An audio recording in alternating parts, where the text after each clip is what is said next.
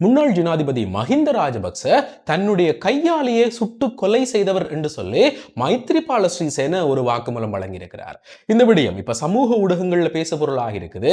இதன்படி யார் கொலை செய்யப்பட்டது, எங்க இந்த சம்பவம் நடைபெற்றது, அதுல இருந்து எப்படி இந்த மஹிந்த தப்பித்துக் கொண்டவர் என்று சொல்லி இப்ப சகல விடயங்களுமே கிடைக்கப்பட்டிருக்குது.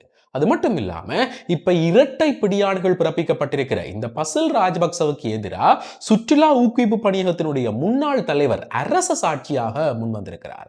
இதற்கு பின்னணியில் இந்த பசில் ராஜபக்சவனுடைய மிகப்பெரிய மோசடி ஒன்று வெளியில வந்திருக்குது. அது மட்டும் இல்லாம இந்த உயிர்த்த ஞாயிறு கொண்டு தாக்குதல்ல சஹ்ரான் ஹாசிம் எப்படி முதலாவது குற்றவாளியோ அதே போல இரண்டாவது பிரதான குற்றவாளி தான் இந்த கபூர் மாமா என்று சொல்லப்படுகிற முகமது ஜைது ஆடம் லெப்பே. இவர் இப்ப நீதிமன்றத்தில் வைத்து அடையாளம் காட்டப்பட்டிருக்கிறார். இந்த தாக்குதலுக்கு பிறகு எங்கு ஒளிந்திருந்தவர், இப்ப எப்படி கண்டுபிடிக்கப்பட்டவர் என்று சொல்லி சகல விடயங்களுமே கிடைக்கப்பட்டிருக்குது.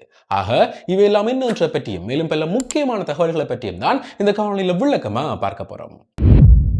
என்ன விடயம் என்று சொன்னா, இப்ப இரட்டை பிடியாணைகள் பிறப்பிக்கப்பட்டு அமெரிக்காவில் தலைமறைவாக இருக்கக்கூடிய நபர் தான் இந்த மஹிந்த ராஜபக்சவனுடைய சகோதரர் பசில் ராஜபக்ச. இவருக்கு எதிராக இன்னும் ஒரு மிக முக்கியமான சாட்சி முன்னிலையாக இருக்கிறார்.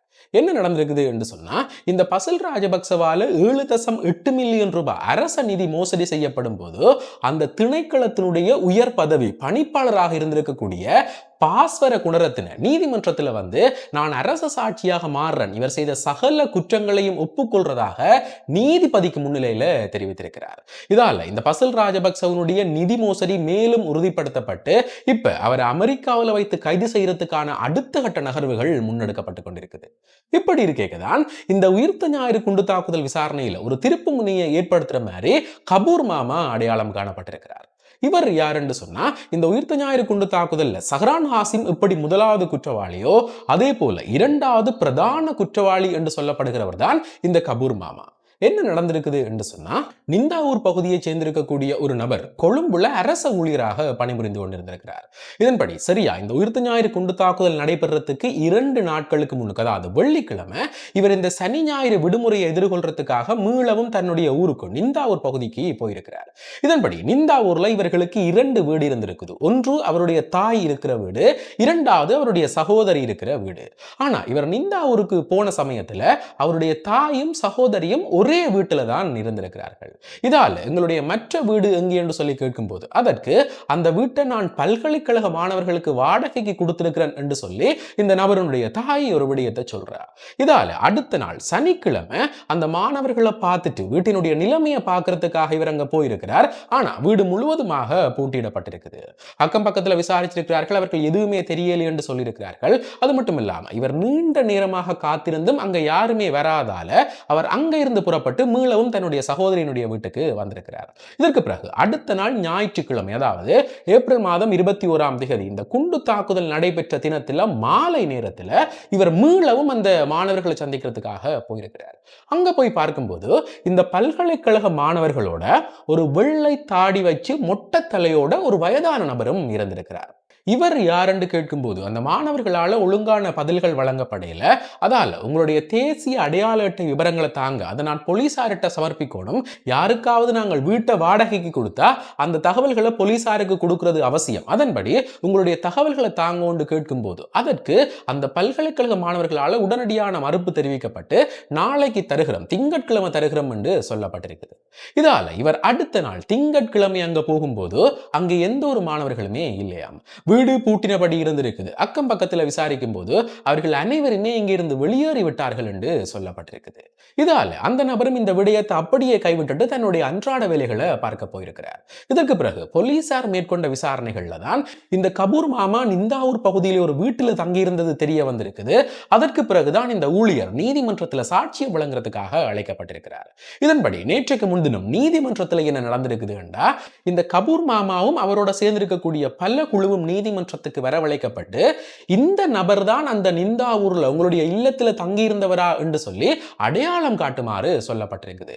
இந்த கபூர் மாமாவோட சேர்த்து பலர் நிப்பாட்டி வைக்கப்பட்டிருக்கிறார்கள். அவர்கள இருந்து நீங்கள் கபூர் மாமாவை அடையாளம் காட்டுமாறு சொல்லப்பட்டிருக்குது. இருந்தாலும் ஆரம்பத்தில் இந்த சாட்சி அதற்கு பயப்பட்டதாகவும் அதற்கு பிறகு நீதிபதியால உங்களுடைய பாதுகாப்புக்கு உத்தரவுகள் கொடுக்கப்பட்ட பிறகு இவர் மிக தைரியமாக தன்னுடைய கைகளை நீட்டி நேராகவே இந்த கபூர் மாமாவை அடையாளம் காட்டியிருக்கிறார்.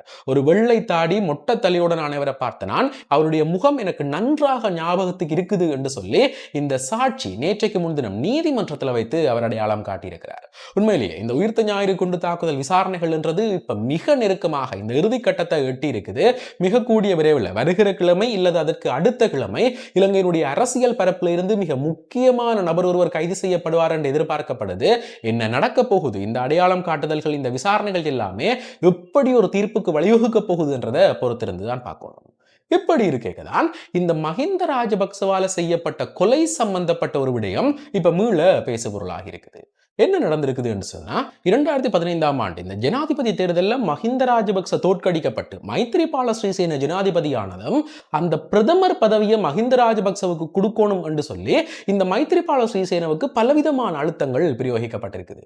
இதால இந்த மைத்ரிபால ஸ்ரீசேனவால ஒரு கட்சி கூட்டம் ஏற்பாடு செய்யப்பட்டு அதுல வைத்து பல விடயங்கள் சொல்லப்பட்டிருக்குது. என்ன சொல்லியிருக்கிறார் என்று சொன்னா, இந்த மஹிந்த ராஜபக்சவை நாங்கள் பிரதமராக தெரிவு செய்தா அவர் ஜனாதிபதியாக வாரத்துக்கு எந்த ஒரு அரசியல் அதிகாரமோ இல்ல சட்ட சீர்திருத்தமோ தேவைப்படாது, வெறுமனவே ஒரு தோட்டா அவருக்கு காணும் என்று சொல்லியிருக்கிறார். நீங்கள் இப்ப எல்லாரும் சொல்கிறது போல நான் மஹிந்த ராஜபக்சவை பிரதமர் ஆக்கினா நான் வெளிநாட்டு சுற்றுப்பயணம் ஒன்றுக்கு போட்டு மீள இலங்கைக்கு திரும்பும் போது இங்க எந்த ஒரு மக்களுமே இருக்க மாட்டார்கள், அது மட்டும் இல்லாம அவர் என்னையும் சுட்டு கொன்று விடுவார் என்று சொல்லி இந்த மைத்ரிபால ஸ்ரீசேன சொல்லியிருக்கிறார்.